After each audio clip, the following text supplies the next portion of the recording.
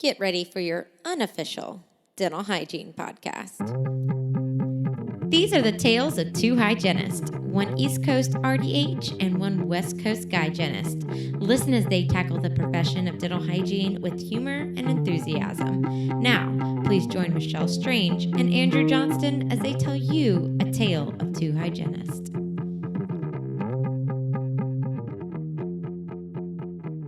Welcome back, everyone, to another episode of A Tale of Two Hygienists, episode number 295. Everyone, this is going to be a quick intro. This is your student roundtable for the month, and I'm really excited.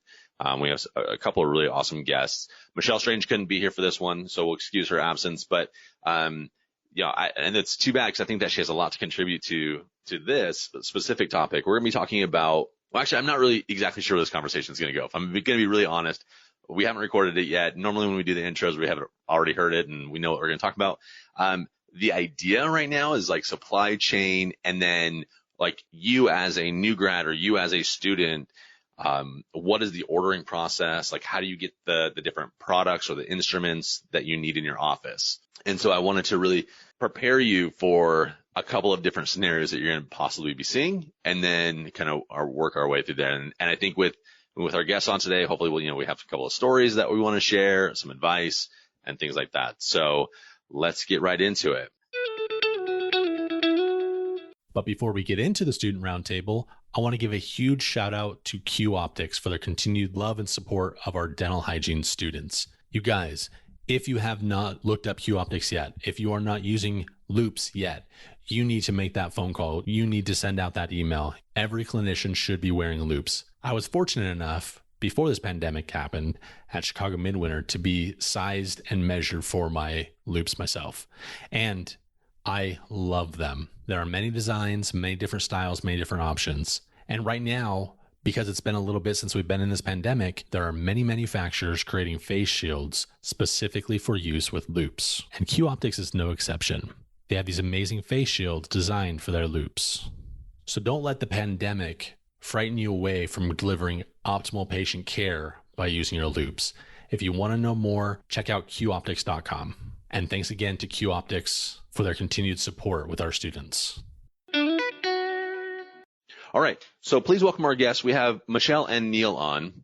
And if I can, I'll just have you guys quickly introduce yourselves to our audience. Machell, our audience definitely knows already, but Niel is a newcomer. But Machell, would you please reintroduce yourself?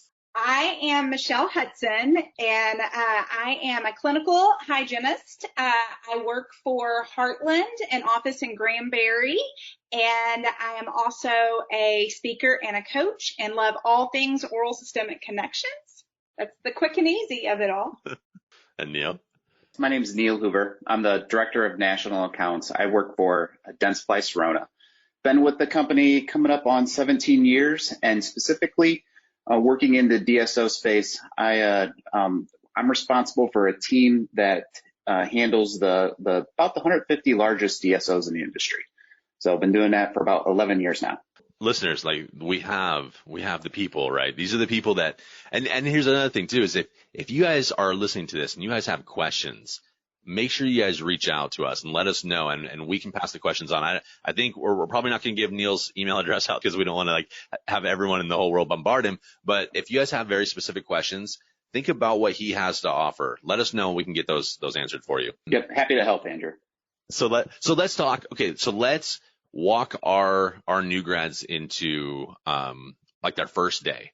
So Machell, like in your experience, like when a new grad comes in, I feel like they've only had a very limited amount of instruments that they've ever been able to use. And they think that is the only thing that is out there in the world. What do the new grads experience like when they walk into your office? We do a lot of shadowing in our office. So we actually have a lot of, pre-dental hygiene students come in. And so we'll have those guys and gals come back in after they graduate. If they want to shadow us, it's a whole different experience then, right? But we've only hired one new grad, and her name is Courtney, and she's really precious and very intelligent, and she was so completely lost because, Andrew, you know as well as I do, in college, or at least my experience was, I remember one of my professors telling us like the last week of college that we were smarter than we were ever going to be. The second that we graduated, I know it's funny, right? And we were going to start losing, knowledge. And we believed her, well, I believed her. So I go in all confident and I temped it first because I really wanted to find my happy place. And I'm really so grateful that I did temp at first because I got to experience a lot of different practices and methods, and nothing, and I mean nothing, not a single practice was anything like what clinic was in college. Yeah. And it was terrifying and exciting at the same time. And you mentioned instruments. Hugh Freedy's what we used in our school. And so I thought that was the best of the best of the best. And guess what? There's a lot of really great instruments, great companies out there.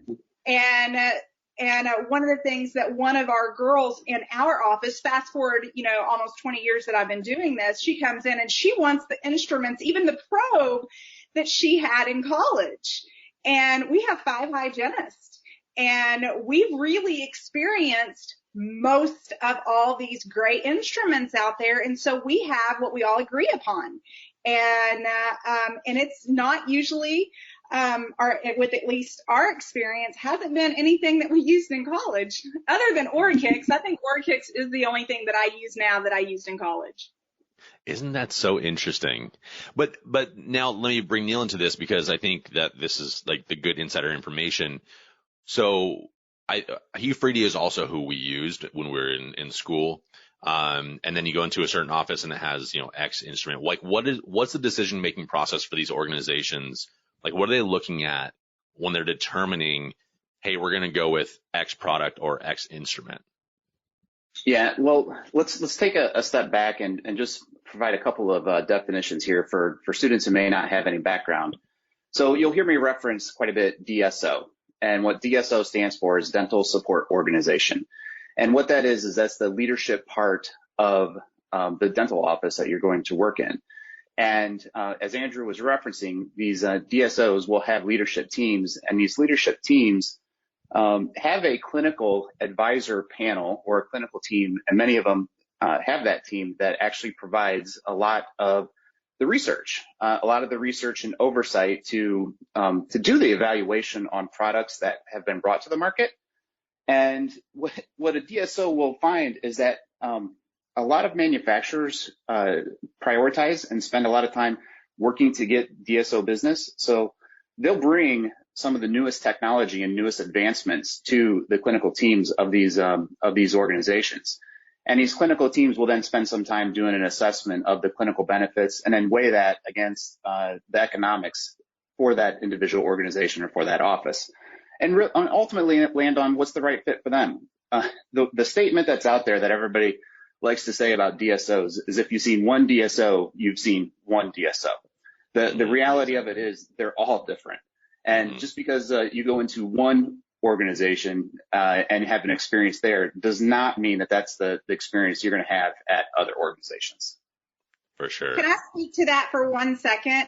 Yes. I love that you said that. One thing that I hear all of the time is if you work for a dental support organization, you are treated poorly.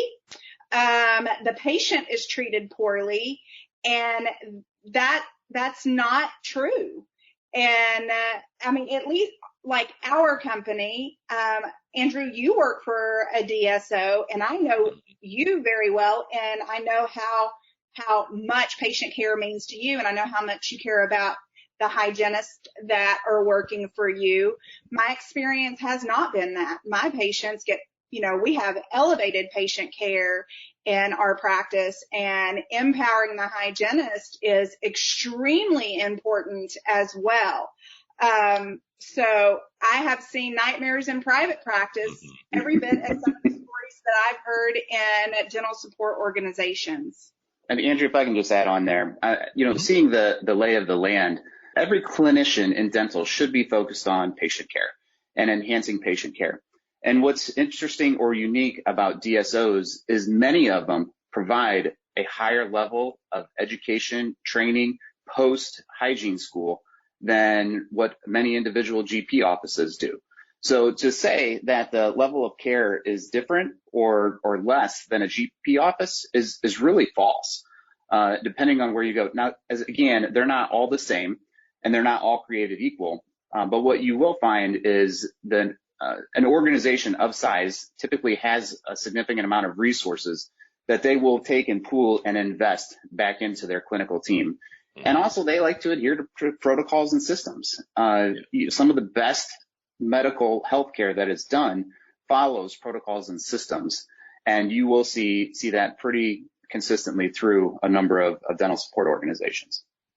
I think one of the things I also like though about DSOs, we're not going to try and make this episode into like, should you be DSOs or should you not or whatever. But we all happen to be affiliated with DSOs. And so, the thing I like though is it's nice. It's better to have like two sets of eyes on a problem, right? Like that's always the issue. So one of the DSOs I worked at previously, like we had a whole clinical team of, 10 clinicians that would get together, and maybe only 2 of them have actually heard about product X, and then 5 heard about product Y. And there's just no way that one individual can know every single product that's out there on the market, right? You can't understand the science. You can't understand the research. You can't understand the mechanics behind it. And so it's really important to have a lot of people like helping you through this. But to your point though, Niel, one of the best doctors I've ever worked for, Dr. Scott Rooker, shout out, buddy, is, he's owns his own practice, and what he'll do is he reaches out to me all the time, but I know he reaches out to lots of different people and says, hey, this is something I came across, or this is a problem that I came across. What is the best situation, or what is the best product, or what is the best instrument, or what is the best? And he'll ask those questions. So you guys are both like nailing. It's like, DSOs generally have systems and things in place to kind of protect the integrity of that solution. But then also there are some really good private practices out there. Niel, we were private practice before, we were bought by Heartland, and we didn't seek out to be a DSO or to join a DSO. They came after us.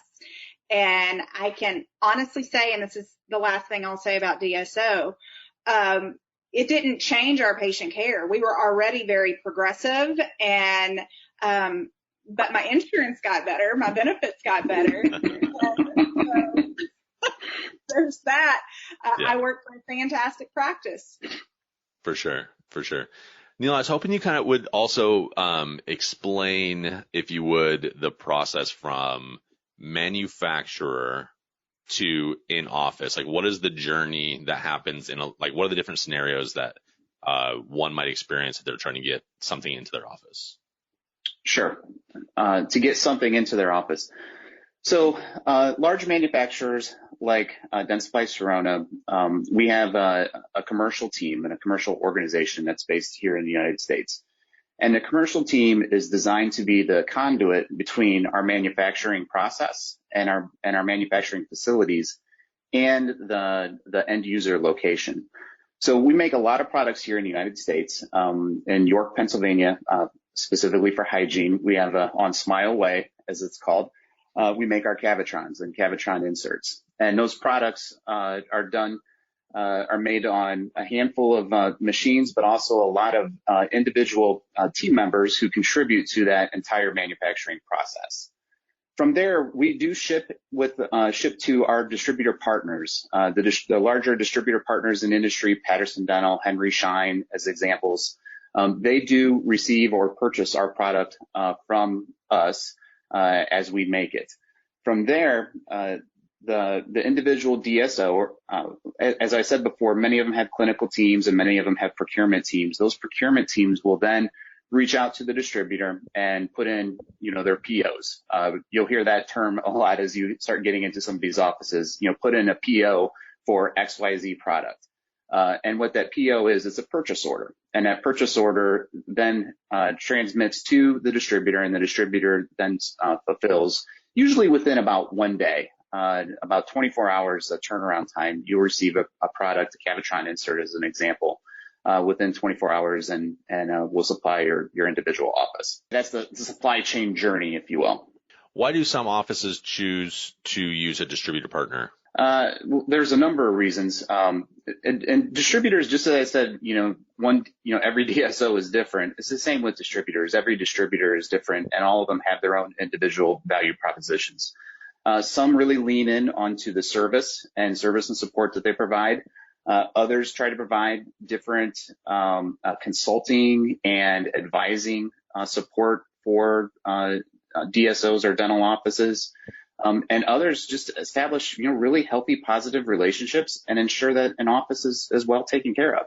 So you'll see the entire spectrum of distributors that are out there, and some of them are high touch and some of them are low touch, where they're internet only and or telesales only. And obviously they come with different price points. The higher touch is typically going to have a higher price point, whereas some of the telesales or low touch are more efficient value chains and should be at a little lower price point. I love that he said value proposition, by the way. That's just like such an awesome term.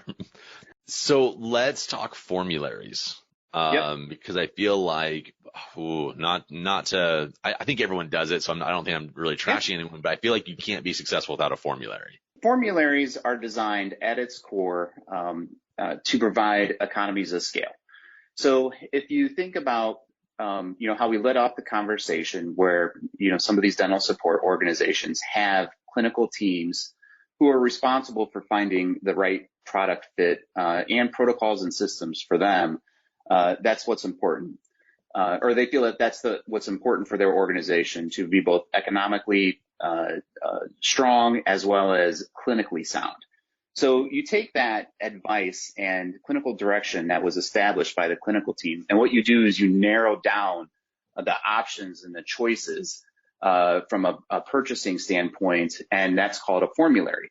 So you'll have products that you may have used in dental school, and they may or may not be on formulary when you go into a particular dental support organization, or even a general dental office for that matter. Dental offices will have specifics that they are specific products that they are behind and they support, and you'll see that variation from organization to organization on which products they believe are the best clinical and economic fit for them. And again, they narrow it down to provide some level of economy of scale and purchasing power. The reality of it is if you're a 100 office location and you buy 75 different types of products, you have very little economy of scale. Whereas if you have 100 offices and you buy 2 products, well, now you've provided significant economy of scales to the manufacturer and to the distributor for the 2 products that you're going to be buying. And typically, it's common to have tiered volume price structures. So when you have a tiered, higher volume of purchasing, you typically will get better pricing. The same as if you went into any Walmart or Target and you buy multiple of something because it's on sale. You get buy 2, the second one's half off, etc. Those are the types of promotions and promotional activity where dental support organizations really try to streamline that with their formulary program or process. Gosh, I could listen to you all day, Niel. This is great. Economies of scale. Some good terms we got here. This is good. So, Machell, let's go back now. Okay, so I feel like we've defined a lot of things here. We've talked about like where the instruments or products come from, how they could get to an office. We've talked about like the formulary part of it. So can we talk a little bit like in your office, like if you are an assistant, if you're a hygienist, if you're whatever you are, and you need to get a product, like what does that process look like for you guys? In our office, Gay she is our lead assistant. We have 3 doctors and each doctor has 2 or 3 assistants, and Gay is in charge of all of them. And she's also in charge of ordering. So we have a list that we can request certain products, and we hygienists all make sure that we have everything that we need as far as toothbrushes, supplies, and then we just ask Gay, and Gay's like, okay, let me look at the budget if it's something new. And I'm always bringing new ideas to the table, which, she loves so much. And if she was listening to this, she would be shaking her head. No, I don't. But we have a budget. And another thing actually that we're not taught in school is dentistry really is a business. And we have to keep that in mind. Our doctors, these DSOs, these corporate companies, there has to be a budget. It's only fair. And so we have to have it approved. And so I don't always get everything I want. I want a new laser really bad right now. And they're like, we're going to get them, but they're like, Machell, I'm needing you to be patient. And, but even when so if you want to bring lasers into your practice and you don't have them right now, what I would recommend doing, and Andrew, tell me if you have a better idea, because this is more up your alley than even mine, but I know in our office we had a periolace because we did a lot of Lanap, and with our doctors we assisted. But that's the only laser that we had, other than, we had a different laser, but not one that we hygienists could use. And so once we were certified, we were like, we have at that time 4 hygienists and we need lasers. And the one thing we kept hearing, there's not enough in the budget. There's not enough money in the budget. So then we get really smart and I'm like, okay, well, let me think about this. At that time, we charged $60 now for a laser, LPD, but back then we were charging $35, $40. So we do that on all of our perio. So I added up, plus I went back and I looked at everything that we had done for several months at that time. And I was like, and then I took the numbers to the doctor and I'm like, look, we could pay for 1 laser in 3 months with the 4 of us. And then we could pay for 2 lasers, and because we could get a deal. I'm sure we could get a deal with these laser companies, especially one of the doctors I worked for was really well connected. Tier volume pricing. They never even thought about that. They were like, okay. And then I was like, guess how many more LPDs that we can do? It's elevating patient care. That's what it's about. And guess what we got? We got lasers, but I took them numbers. They saw the value in bringing hygiene lasers into the practice. We have to show them the value of bringing these products in. So Andrew, what Machell did there is that's one of the senior hygienists, smart. I know how I fit into a practice and the impact that I can have, and let me build the business case. What's the business case behind what I'm trying to do? And that's for all the student hygienists that are out there, the quicker you can start getting your mind wrapped around the business or how the business of dentistry works. And Machell is also bringing up an important point regarding the budget. And budgets are consistent across all DSOs, and frankly, they're consistent in a lot of GP offices too. And many people have them in their personal life as well. Like the budget is not a bad term. It's a planning term and a planful term. So understanding that you're going to go into an environment that does have a budget that operates on a monthly basis is one point that you need to understand.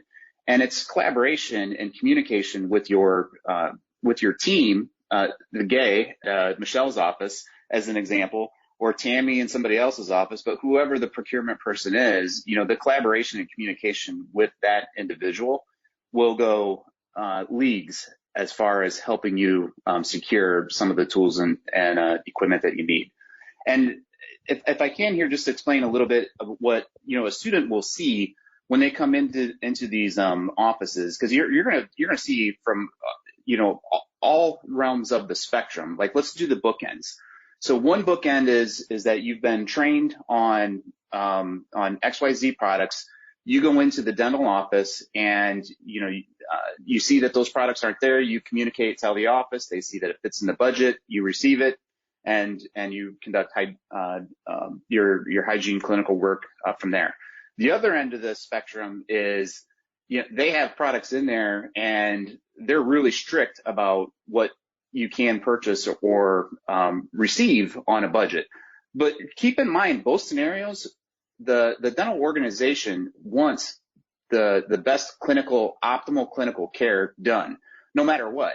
So it's really, there is a happy medium to be had in that organization where you as a student can come in. You can be confident that, hey, I need to do XYZ procedure. And that procedure that I'm going to do, I need to have the right tools and resources in order to do that. And you may have some systems and protocols here, and I'd be happy to learn, but I need some coaching. You got to help me get grounded in your approach and your processes, and or maybe there's something that I am really comfortable with, and let's just, to Michelle's point, let's just plan it out. Let's just plan it out, and it may not be this month or next month. Don't be afraid to ask and have a conversation about it. And that's one thing, Andrew, I know you hear this more than I do, is, well, you're so lucky to work in a practice like you do because you get to do all of these, like we have microscopes and salivary diagnostics. Guess what?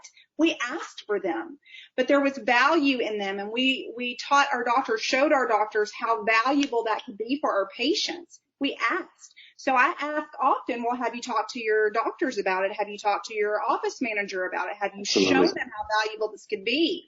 And more times than not, no, they won't listen. But have you tried? Yeah. Well, there's the other piece of this, Machell, that students, would help themselves understanding is dental offices are full of $1,000 paperweights. It's stuff that was purchased because XYZ clinical team member said, I need to have this, I want it, and I'm going to use it. They get it, and then it sits on somebody's desk or it sits in the back storage room, and it never gets used. So, you did an excellent job of explaining, I'm going to use this. Here's how many times I need to use it in order to get the ROI. And ultimately, the clinical care that's done with the advanced technology, everybody wins. Everybody wins. But where they don't win is if you make the case for it and then it sits in a shelf somewhere.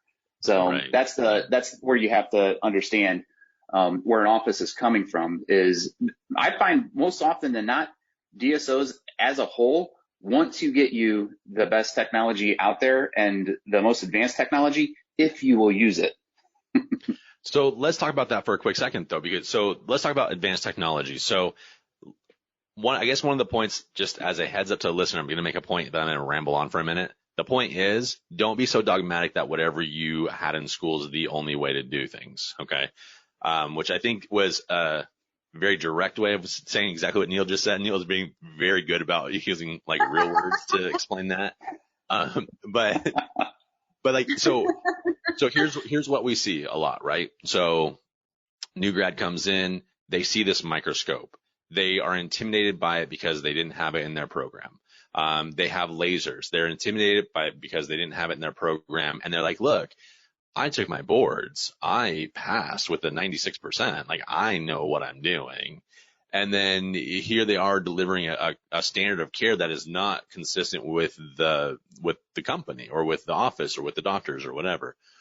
And so what I see all too often is I can walk into, obviously not any of my offices, but, other offices. Where I walk into those practices and I'll open up a drawer and I'll be like, oh, what is this product that's way in the back there? When was the last time that you used it? And it's like, well, expiration date like 4 years ago. Like, what's going on here? So opening up your mind, being receptive to like new ideas, but also one thing that we have at our disposal, I know that prior offices have this as well, but I think DSOs do a little bit better of a job, is lunch and learns, right? Mm-hmm. So you have these manufacturers or these company representatives that will come out and they will educate you on like what it is, why it was even invented, how you'd include that in your patient care. They will help you learn how to align it with what you're already, like where you're at from your school education and then into the real world, like how to apply it. It's a phenomenal tool. Do you guys do lunch and learns, Machell? We do a lot of lunch and learns. We love lunch and learns. I mean, it's also food, right? So yeah. Well, my company. That's the best part, right? Free food. Yeah. The food. My company loves to do them as well. And I'll just echo what you said, Andrew. Like, we find that that's a time where it's not as hectic in the office. You can sit down and you can roll up your sleeves a little bit and get a good dose of learning. But I'll also throw it out there that many manufacturers, we do this often, is would be happy to even be there past the lunch and learn. And if you have a question when you're actually in the procedure doing it, and you want almost a shoulder to shoulder or a knee to knee support, we're happy to do that. And our field representatives are trained, really deeply trained into the products and services that they provide and support, and would be happy to really be a lending hand through that entire procedural solution. Any other things that you feel like we need to talk about before we end this? Something that we missed, glossed over? I would, Andrew, I'd throw out for students going into offices, the importance of their mindset. When, we talked about some of the advanced technologies, we talked about protocols and systems, and a student entering that environment with an open mindset is real important. We referenced earlier how some products are purchased and sit on shelves. Well, that happens because everybody come Monday looks at their schedule and says, I am jam-packed. I have no idea when I'm going to try to do something different and something new. And it's incumbent upon the student or the hygienist to take the initiative, and we call it go slow to go fast. It may be slow at first, go slow to then go fast at a different time period, because typically new technology enhances patient care and is more efficient. But there will be a time that is associated with the learning curve, and that's okay. It's any new thing that you get, there's going to be a learning curve attached to it, and that student's mindset going into it, I find, no matter which organization they land in, helps them succeed. I love that. Like, be a sponge. And to your point about time, one thing that makes me want to pull my hair out, because it's just not the way I think, but I understand it, is I don't have time for that. I just think, okay, how would I create time for that? And so, reach out and ask, reach out to, Machell and Andrew, there's so many sources through a Tele2 hygienist, but you're welcome to reach out to me anytime, because when I talk about all of the things that we do, let's just use Courtney, for example. When she first came in, that first 20 minutes, you have your 20-20-20. First 20 minutes is diagnostics, right? So we're taking blood pressure, going over health history, and we are a huge oral systemic connections practice. So we're talking a lot about systemic health in our office. And sweet Courtney, her eyeballs wanted to pop out of her sweet head, because she was like, this is too much. It's overwhelming. And just like when I first started working for my office, it was so much stuff, using lasers and the microscopes, and how do I have time? You don't have to do it all at once. You don't have to know it all the minute you walk in there. The way that I taught her is, I want you to get comfortable with education. Do what you know and get comfortable with education, and then we'll bring in one adjunct at a time. Then I'll teach you how to do the microscope. Lean on your hygiene team if you have one. If you don't have a hygiene team, lean into your doctor. They seem a little scary when you first get out there, but they're really not. They're really great people. Most of them are really, really great people. I wouldn't be where I am today if it were not for the doctors that I work for. So love what you do, because it is the best profession. Sorry, Niel, but dental hygiene is the best profession in the entire world. And we love our patients so much. That always needs to be the priority, and I believe that it is with all of you listening. Love it. Stay in love with what you do, and never, ever stop learning. How can they contact you, Machell? Machell at integrativedentalcoaching.com, or you can find me on Facebook or Instagram, and it's Machell, Machell, Machell, Hudson. Well, and we'll put it in the show notes. If you can't comprehend how to spell Machell that way, I'll put it in the show notes. Don't you guys worry, just you guys, I'll be able to click right on it. Niel, is there anything from Dentsply Sirona that you'd prefer that our audience goes to, like a website or something for lunch and learns? Yeah. So if you go to dentsplysirona.com, and then we break out, we are a procedural solutions organization. We think about, we don't just sell products. We think about the patient, and our passion is called Healthy Practices for Healthy Smiles. And on our website, you'll see the different procedural solutions that we support, and preventive is one of them. And that's where I would send hygienists, is to is to click on the preventive link, and you will see a ton of information about Cavitron and some of those products that support the hygiene solutions associated with, perio and prevention. There's a lot of education and content and information regarding our services and support. And we'll make sure we put that in the show notes as well. Thank you both so much for being here. This has been phenomenal. I am so thankful. Thank you, guys. Happy to be here, Andrew. Thanks for having us. Well, another great week, another great episode. We thank you all so much for listening each week. If you haven't already, hit that subscribe button, whatever podcasting app you're using. Also, just a reminder, our guests are so fantastic that they love when you reach out. They love when you interact with them on social media. And you can interact with us on social media as well at Instagram or Facebook. We're also on LinkedIn. You can find us at A Tale of Two Hygienists. You can also go to our website at taleoftwohygienist.com. And we would love for you to go there and subscribe for our newsletter.